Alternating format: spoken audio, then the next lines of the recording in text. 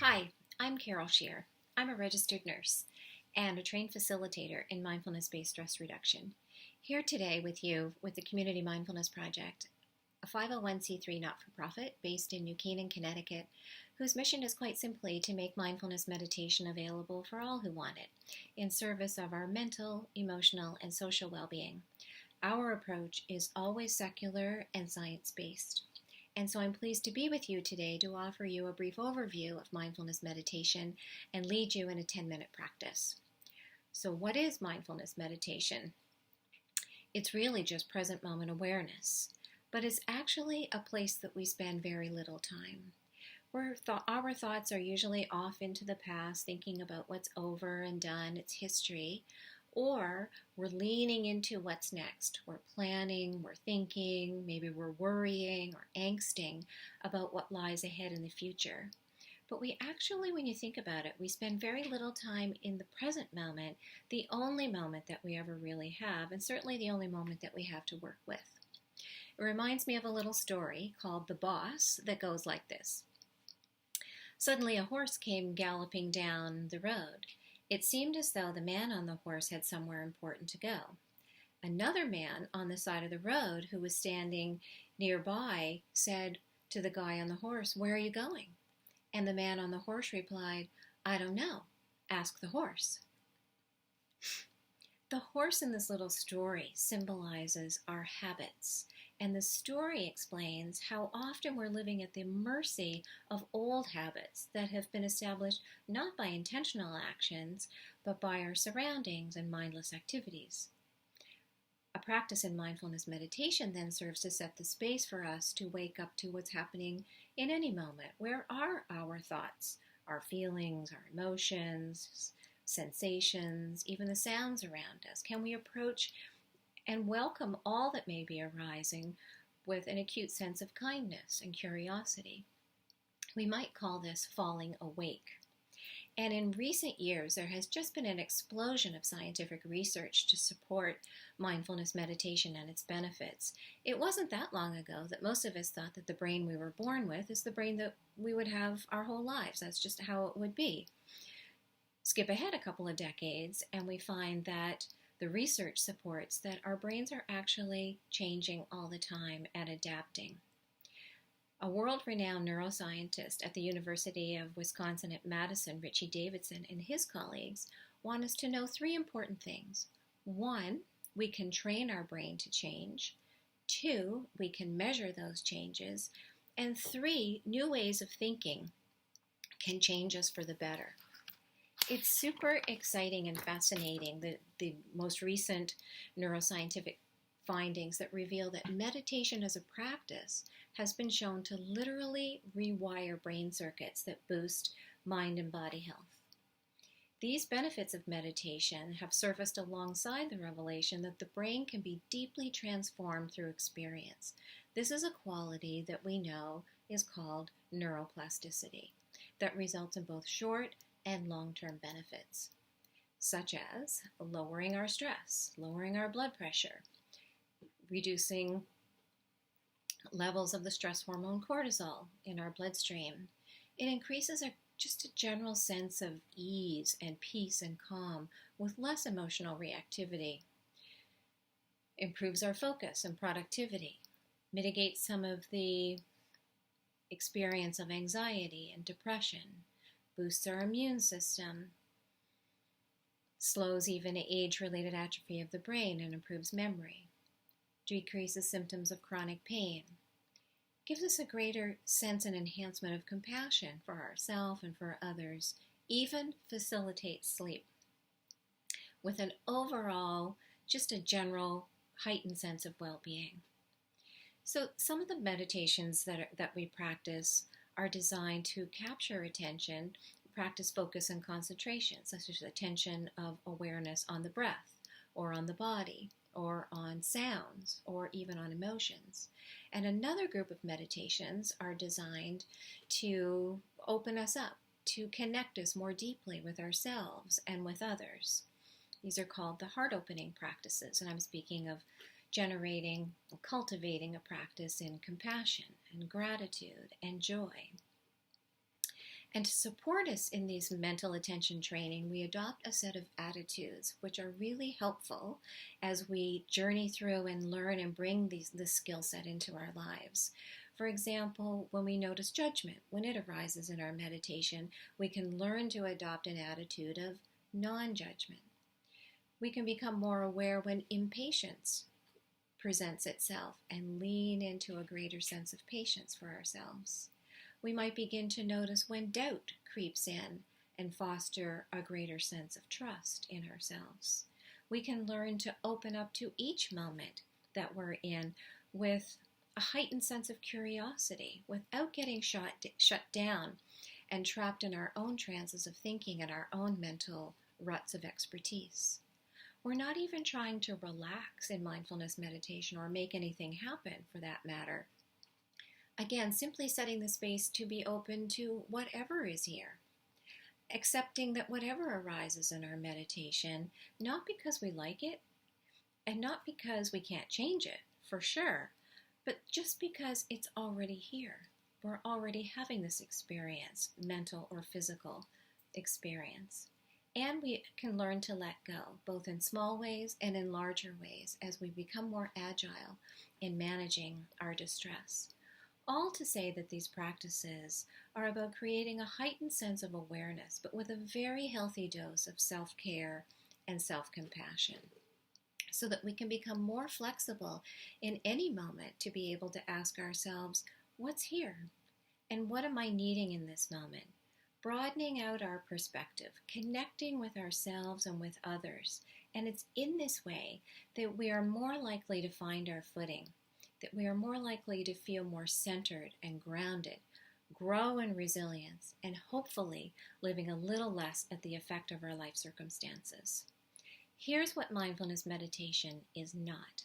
It is not about sitting in any particular way that possibly feels uncomfortable for us. So if sitting in a traditional cross-legged lotus position on a cushion doesn't feel right for you, you should know that these are all practices in listening and choice, beginning first and foremost with listening to the needs of your body and in choosing a posture that feels right to you, which might include being seated in a chair, possibly lying down, even standing and leaning against a wall, or a movement practice like walking.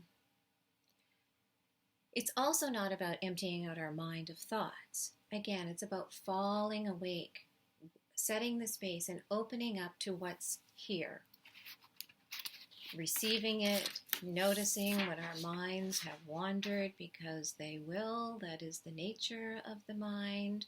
This noticing, allowing, and then redirecting our attention at choice back to the meditation.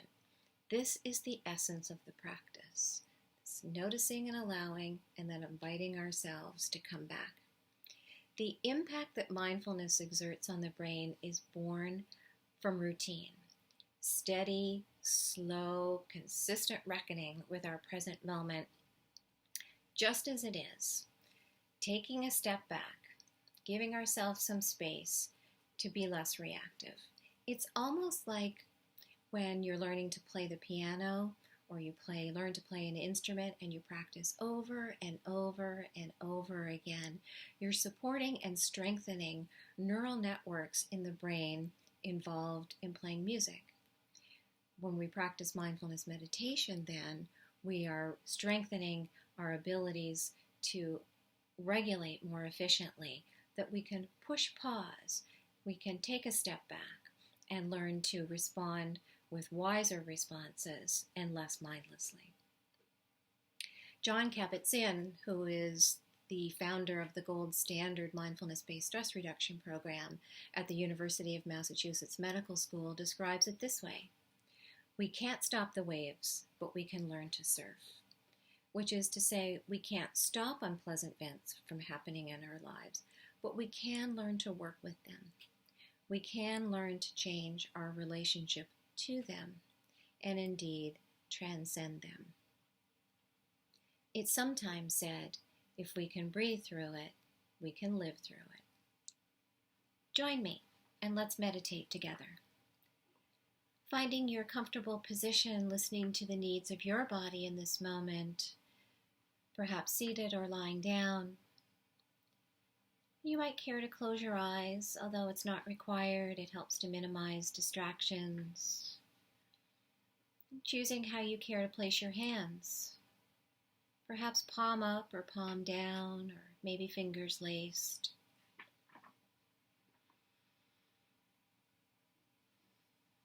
Just feeling yourself seated here. The sensations that alert you that you are in fact seated right here. Nothing else to do. Nowhere else to go.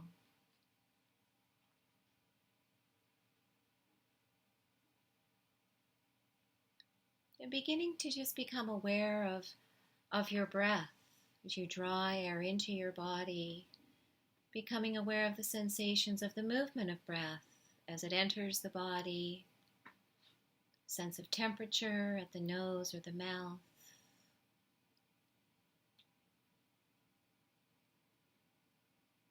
Movement in the expansion of the chest, a filling of the belly.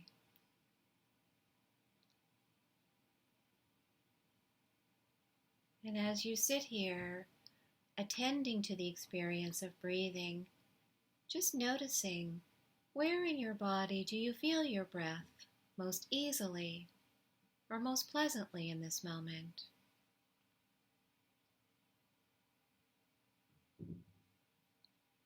Perhaps you feel it as air enters through the nose or the mouth, or maybe at the back of the throat, or possibly as your chest expands,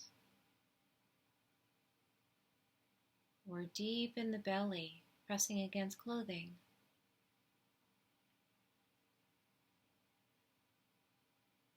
Just noticing where in your body, in this moment, do you feel your breath most easily or most pleasantly?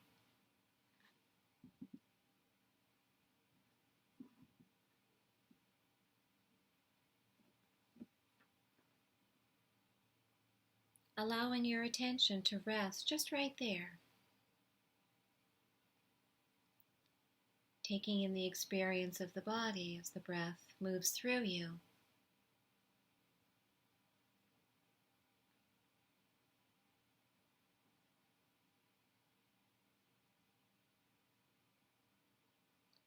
Resting in the sensations of the breath.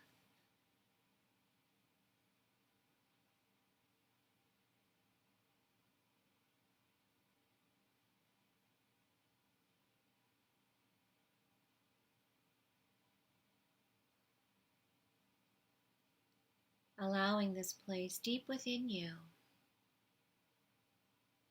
to cradle you, to soothe you, and to calm you.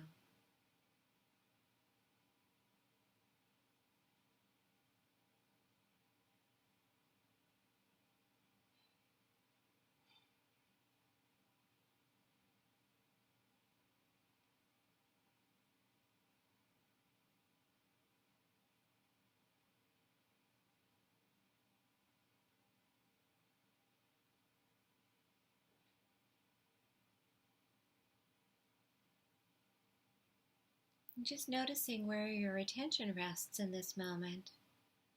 And perhaps you've drifted from attention on the breath, and you're not doing anything wrong. You're not doing it incorrectly. That's just what the mind does. And once we notice that we've drifted, we're actually back in the present moment, not lost in trances of thinking. We can celebrate this as a moment of awareness. And you might just call it thinking, or past, or future. Like clouds passing in the sky, so do our thoughts. And then when you're ready, inviting yourself back to the experience of the movement of breath in your body, feeling it deep within you, that place that feels comforting and soothing to you, where you feel it most pleasantly.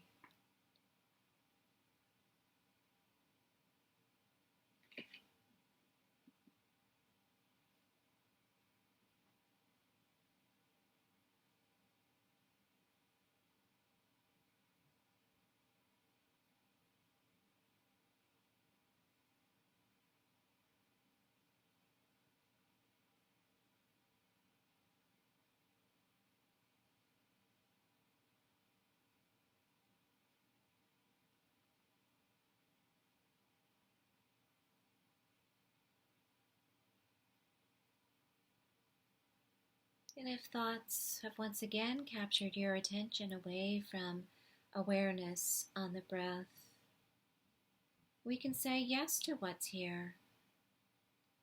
That each time we notice and return awareness to the breath, we're deepening the pathway back to the present moment.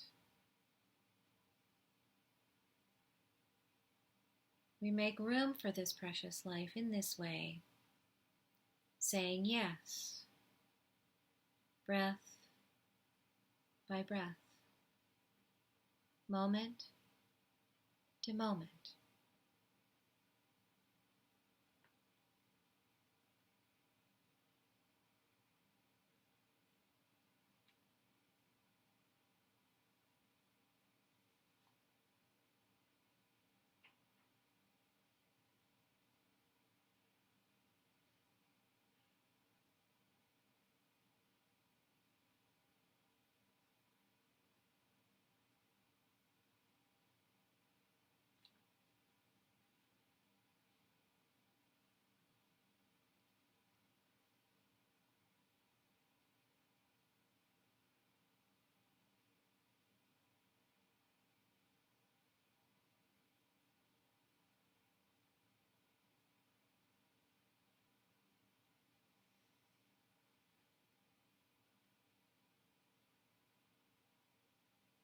As we conclude our meditation together today, I close with a brief poem by the poet Dorothy Hunt.